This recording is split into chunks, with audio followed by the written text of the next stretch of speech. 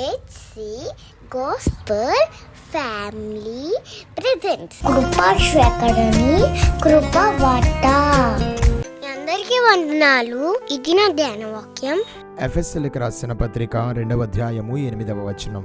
మీరు విశ్వాసము వలన కృపచేతనే రక్షింపబడితిరి. ఆస్ట్రేలియాలోని సిడ్నీ నగరం ఒక మహమ్మారిలో కూరుకుపోయింది. 1870వ దశకం చివరిలో ఒక ప్రాణాంతక వ్యాధి నగర వీధులంతటా వ్యాపించి కుటుంబాలను విషాదములో ముంచెత్తింది. ఆసుపత్రులు రోగులతో నిండిపోయాయి. మృతుల సంఖ్య రోజురోజుకు పెరుగుతూ పోతూ ఉంది. జాన్ అలెగ్జాండర్ డోయి ఈ సమయములో ఒక యవన దైవజనుడు. ఆ దయనీయ దృశ్యాన్ని చూస్తూ తన మండలములోని అనేక మంది మృతి చెందడం తట్టుకోలేకపోయాడు. వైద్యులు ఎంత కష్టపడ్డా వ్యాధిని అరికట్టలేకపోయారు. ఒకరోజు సాయంత్రం మరొక శవయాత్రను నిర్వహించిన తరువాత డోయి తన గదిలో విలవిలలాడుతూ దేవునితో మొరపెట్టుకుంటున్నాడు. ప్రభువా, ఇది ఎందుకు జరుగుతున్నది అని తన బాధను వ్యక్తం చేస్తూ ఉండగా, ఆ బాధలోనే అతని ప్రార్థనలో ఉండగా దేవుని మాట అతని యొక్క కంటన పడినది. ఆ మాటను బట్టి రక్షణ అంటే కేవలము మన ఆత్మకు మాత్రమే కాదు, శరీరానికి కూడా అది వర్తిస్తుంది అని ఆయన గ్రహించాడు. దేవుని మాటను నమ్మి వెంటనే తన సంఘములోని ఒక మరణాపాయ స్థితిలో ఉన్న బాలిక ఇంటికి వెళ్ళాడు.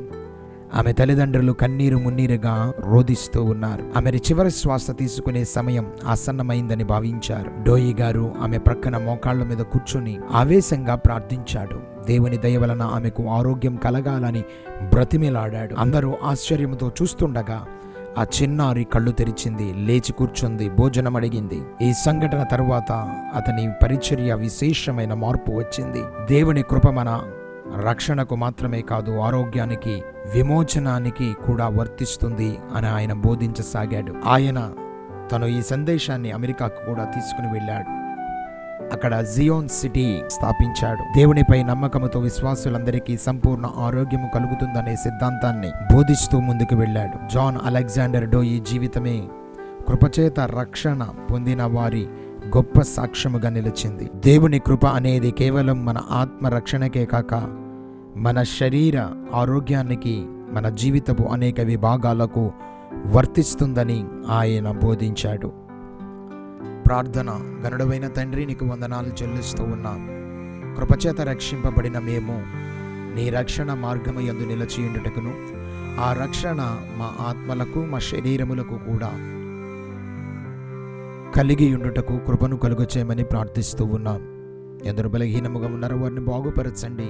నీ కృపచేత మీరు మమ్మలను నిర్మించి నీ యొక్క రాజ్య వ్యాప్తి కొరకు సిద్ధపరిచి నిలబెట్టి స్థాపించమని యేసు ఘననామములు అడిగి వేడుకుంటున్నాము తండ్రి.